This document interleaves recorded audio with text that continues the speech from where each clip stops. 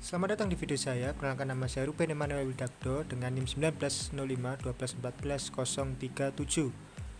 Oke, pada kesempatan kita kali ini kita akan membahas tentang web server. Sebelumnya, apa sih web server itu? Oke, mari kita pelajari. Web server adalah perangkat lunak yang berfungsi sebagai penerima permintaan yang dikirimkan melalui browser, kemudian memberikan tanggapan permintaan dalam bentuk halaman situs web atau lebih umumnya dalam dokumen HTML. Namun, web server dapat mempunyai dua pengertian berbeda, yaitu sebagai bagian dari perangkat keras atau hardware maupun sebagai bagian dari perangkat lunak atau software. Oke, jadi itu adalah pengertian dari web server. Lalu, bagaimana web server bekerja? Seperti pada penjelasan sebelumnya, saat mengambil halaman website, browser mengirimkan permintaan ke server yang kemudian diproses oleh web server. HTTP request dikirimkan ke web server, kemudian memproses HTTP request. Web server juga melakukan pengecekan terhadap keamanan. Pada web server, HTTP request diproses dengan bantuan HTTP server. Nah, HTTP server itu sendiri merupakan perangkat lunak yang bertugas menerjemahkan URL atau alamat situs web serta HTTP atau protokol yang digunakan browser untuk menampilkan halaman website. Kemudian, web server mengirimkan HTTP response ke browser dan memproses menjadi halaman situs web. Seperti itu. Itu adalah sedikit penjelasannya. Oke, lalu kita langsung saja ke praktek ya. Ini adalah praktek kita pada hari ini. Kita akan membuat skema seperti ini. Ini adalah skema gabungan dari materi-materi yang telah kita bahas kemarin ya. Ini kayak ada routing static, ada jaringan wireless, dan sebagainya. Lalu langsung saja kita lakukan langkah-langkah percobaannya. Yang pertama, buatlah skema jaringan seperti gambar di atas dan pastikan jaringan dapat berfungsi dengan baik, terutama jaringan dari PC 1, PC 4, laptop, dan smartphone. Dapat tersambung dengan web server dengan IP 43434341. Kita akan melakukan percobaannya. Kita cek dulu. Nah, ini adalah skema yang telah saya buat. Lalu kita akan mengecek di PC 1 pertama ya. Kita masuk ke command prompt. Nah, kita akan coba cek 3 4 3 3 1. Oke, PC 1 sudah tersambung. Kita lanjut ke PC 4.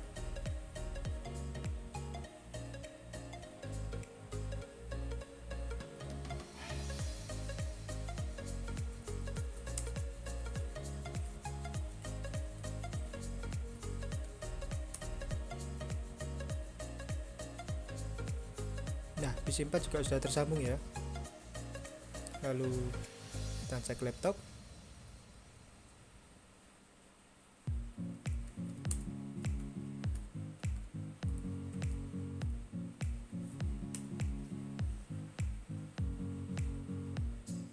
Oke, laptop juga sudah tersambung. Lalu kita cek smartphone.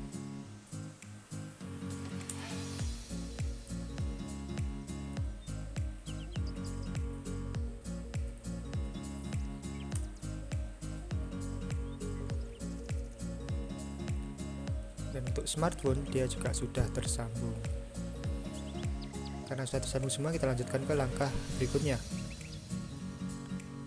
Nyalakan service HTTP di komputer web server, kemudian edit file index HTML sehingga seperti berikut. Oke. Kita akan masuk ke server web server. Ini HTTP. Nah, ini adalah copy paste dari modul. Ya, ini kita kopikan ke dalam sini. Sudah. Lalu kita sudah selesai ya, kita tutup dulu. Langkah selanjutnya, pada PC dan laptop, buka aplikasi web browser dan dari tab desktop, lalu jalankan URL sebagai berikut nih ya. Jika berhasil maka tampilannya akan seperti berikut. Oke, kita akan kopikan linknya atau URL yang ada di modul ini ke dalam web browser. Nah, ini dia. Kita kopikan. Kita coba buka ya. Nah, oke. Sudah sesuai ya.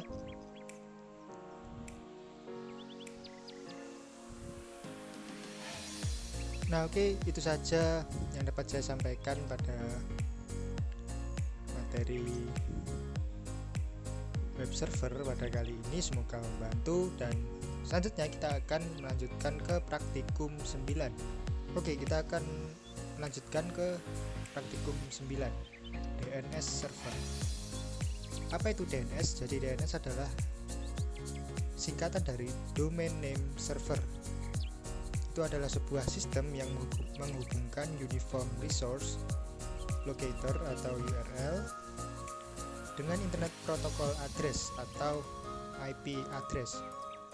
Normalnya untuk mengakses internet, kita perlu mengetikkan IP address sebuah website. Cara ini cukup merepotkan, sebab ini artinya kita perlu punya daftar lengkap IP address website yang dikunjungi dan memasukkan secara manual.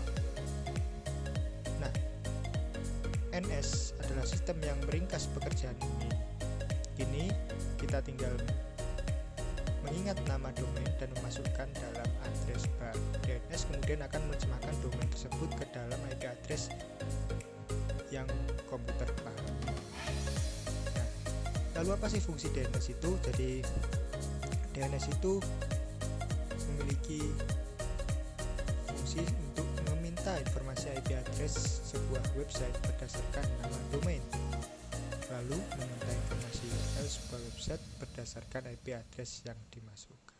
Seperti itu. Nah, ini adalah bagian-bagian dari DNS ya. Ini root level domain merupakan bagian tertinggi dari hierarki DNS. Biasanya ia berwujud tanda titik di bagian paling bawah sebuah URL. Lalu ada top level domain. Ini adalah ekstensi yang berada di bagian depan root level domain. Terdapat dua jenis TLD atau top level domain yang umumnya dipakai.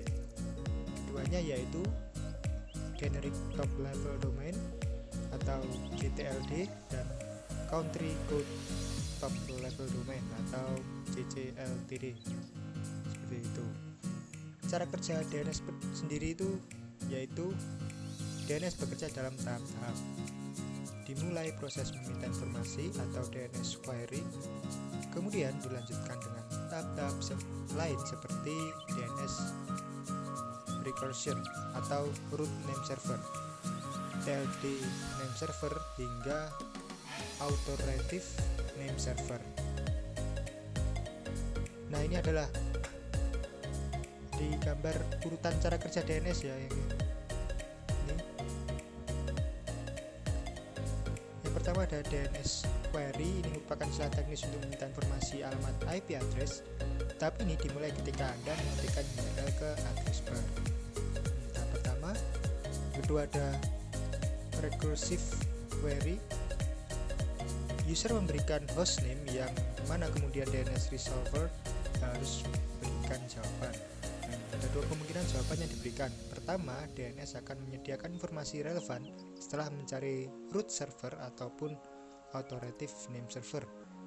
Dan kedua, browser akan menampilkan proses error karena informasi tidak bisa ditemukan. Seperti itu. Selanjutnya ada iterative query. User memasukkan hostname, DNS resolver akan mencari cache yang relevan di memori. Jika tidak berhasil, DNS resolver akan mencari informasi root server dan authoritative name server yang paling dekat dan relevan dengan DNS zone. Selanjutnya ada non-recursive query. Ini merupakan proses mencari informasi yang tercepat.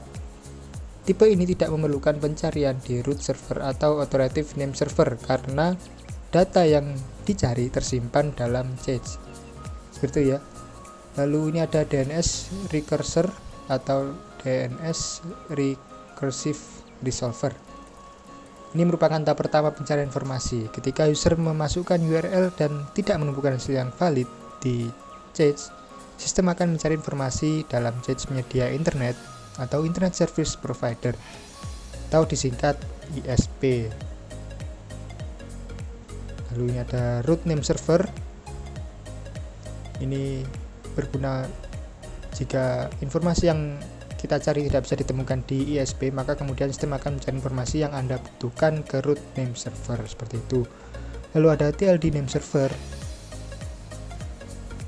Ini dari root name server kemudian akan membaca jenis informasi yang dicari top level domain seperti itu. Lalu ada authoritative name server. Ini berfungsi jika setelah menemukan clue di mana server yang diinginkan. Nah, ini kita sampai pada authoritative name server. Jenis server ini memiliki semua informasi lengkap soal situs web yang dituju. Seperti itu. Nah, ini ada macam-macam DNS. Oke, setelah tadi kita membaca dan memahami apa itu DNS server, kita akan melanjutkan dengan melakukan percobaan. Nah, ini skenarionya. Yang pertama kita akan membuat ini skema yang sudah tadi kita buat. Lalu kita akan lanjut ke langkah-langkah percobaan. Buat skema jaringan di atas yang berfungsi dengan baik, terutama jaringan dari PC, PC1, PC4, laptop, dan smartphone. Dapat terhubung dengan DNS server. Nah, itu ya, server web server dan juga FTP server.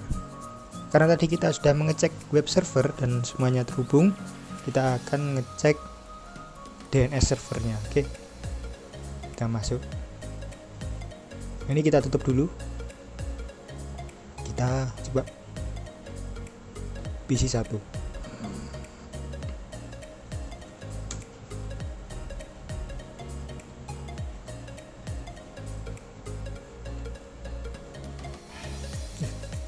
Mohon maaf, ini itu tadi merupakan alamat IP web server ya. Kita akan cek DNS server.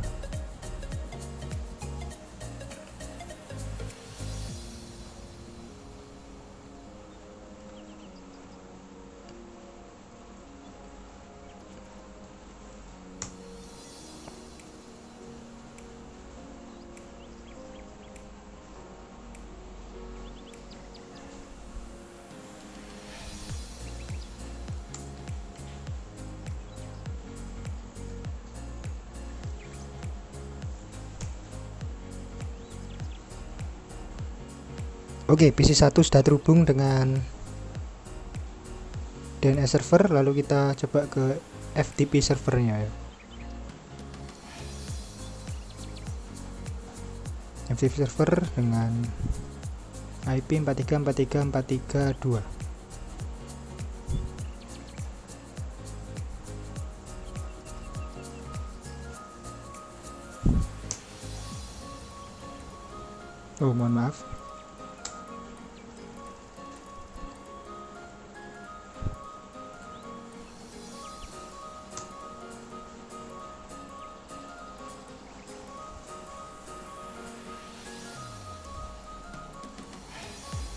Kita coba lagi. 4343. Oke, PC1 sudah terhubung dengan DNS server. Kita tutup dulu.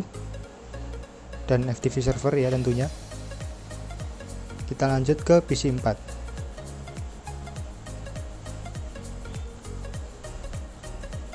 Kita cek dulu apakah dia terhubung dengan DNS server.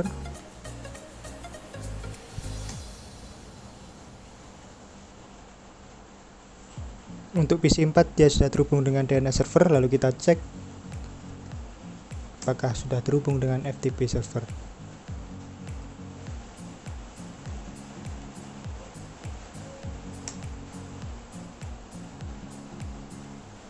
Oke, PC 4 sudah terhubung dengan keduanya ya, DNS server dan FTP server. Kita coba di laptop.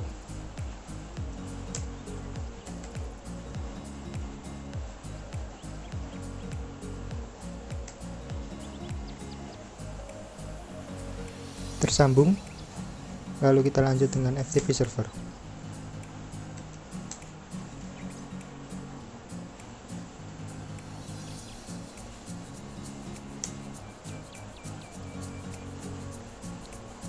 Sudah tersambung, kita tutup dulu. Kita coba lihat di smartphone.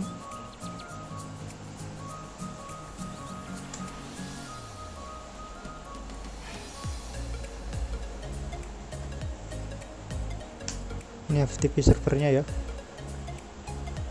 terhubung. Lalu kita coba DNS servernya.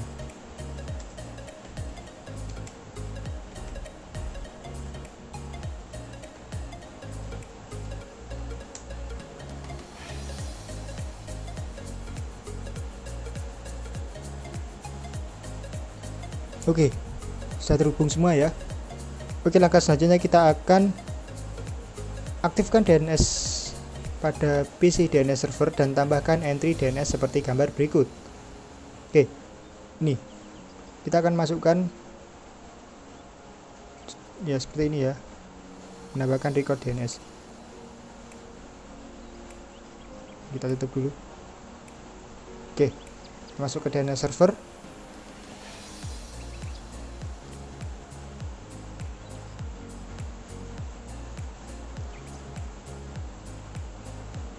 Kita buka DNS. Nah, ini kita masukkan sesuai dengan yang ada di modul ya, jarcom.com. Oke,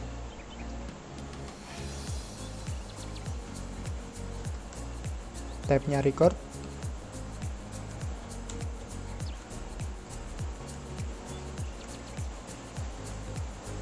Kita lihat dulu.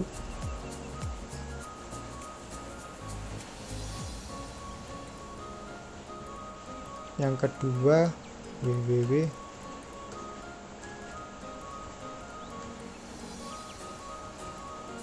Oke, ini tabnya kita ganti cname, lalu hostname-nya jarcom.com. Nah, seperti itu. Kita add.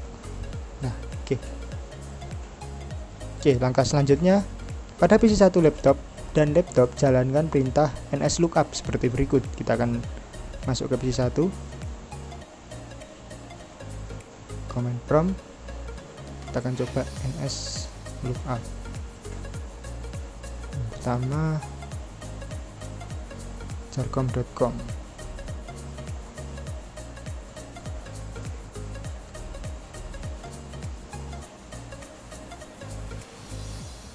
Nah, ini ya, dia sudah bisa. Kedua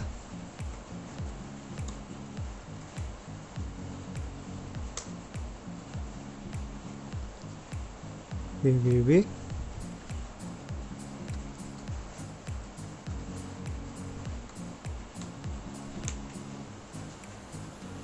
Nah, sudah bisa ya ini ya, seperti ada gambar samping.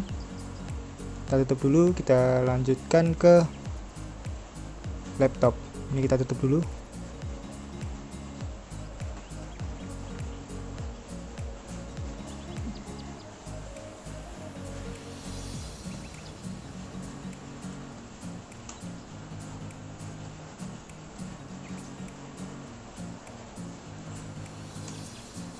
Udah bisa. Lalu selanjutnya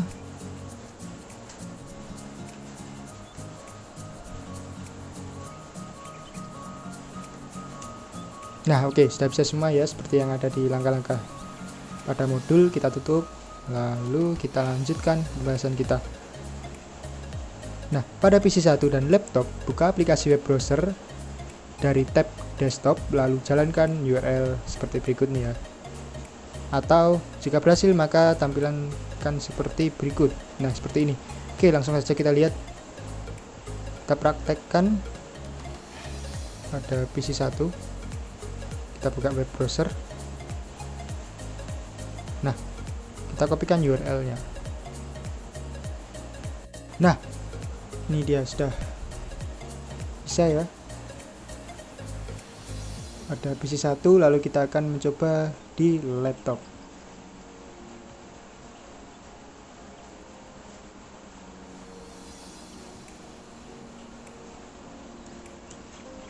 Oke, di laptop juga sudah bisa. Kita lanjutkan ke langkah berikutnya. Nah, langkah kelima, pada PC1 dan laptop, jalankan perintah nslookup sebagai berikut. ftp dari jarcom.com. Oke, kita akan pada PC1 ya.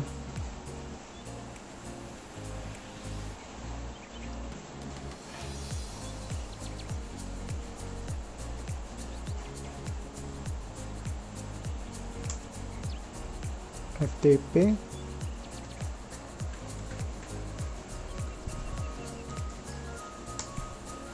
Nah, oke, sudah bisa. Untuk yang di laptop juga sudah bisa seperti ya, kita coba saja. Karena tersambung ya tadi, berarti harusnya bisa.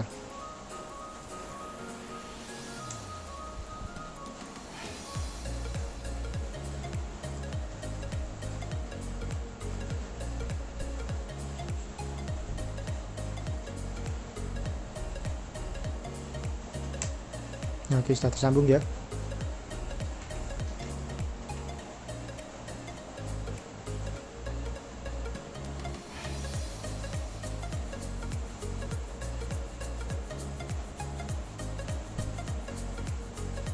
Oke, kita akan membuat ini ya, buat koneksi ke FTP server dari PC1 dan laptop dengan perintah sebagai berikut. Oke, kita akan mencoba PC1. Ini kita akan mencoba di PC1 ya, karena untuk yang di laptop hasilnya pasti sama. Kita lihat dulu. ftp jarcom.com.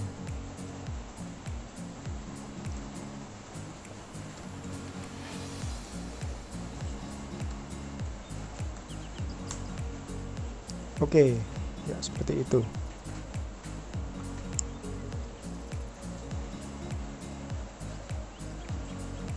Nah, sudah semua ya kita prakteknya pada hari ini. Untuk yang DNS server, itu saja yang bisa saya sampaikan pada pertemuan saya kali ini. Kita sudah membahas 2 praktek.